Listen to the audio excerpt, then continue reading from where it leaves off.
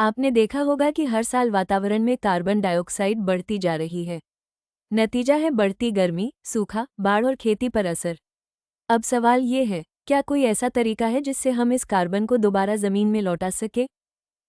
हाँ, है। और ये तरीका कोई नई खोज नहीं है, बल्कि सदियों पुरानी एक तकनीक है, बायोचार। बायोचार असल में क्या है?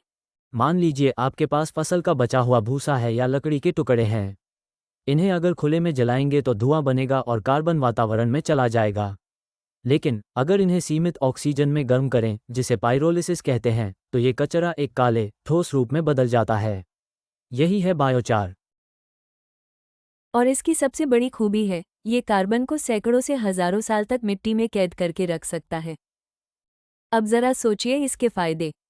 ये कार्बन को वातावरण में जाने से रोकता है, मिट्टी को उपजाऊ बनाता है, पानी रोकने की क्षमता बढ़ाता है, फसलों की पैदावार बेहतर होती है और किसानों को खाद कम लगती है।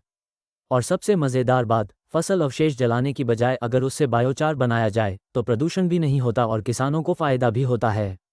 सोचिए, एक किसान है जिसके पास धान की कटाई के बाद ढेर सारा पराली बचा है। आमतौर पर वह इसे जला देगा, जिससे प्रदूषण होगा और वातावरण में कार्बन जाएगा। लेकिन अगर वही पराली बायोचार में बदल जाए तो न सिर्फ प्रदूषण रुकेगा, बल्कि मिट्टी भी उपजाऊ होगी, कार्बन मिट्टी में कैद हो जाएगा और किसान को खाद पर खर्च भी कम करना पड़ेगा। वैज्ञानिक कहते हैं कि अगर बड़े पैमाने पर बायोचार अपनाया जाए तो हर साल लगभग 2.6 गीगाटन CO2 वातावरण से कम की जा सकती है। दोस्तों, यह उतना ही है जितना कि 60 करोड़ गाड़ियों को सड़कों से हटा देने पर बच सकता है। यानी एक समस्या सीधे सीधे समाधान बन गई।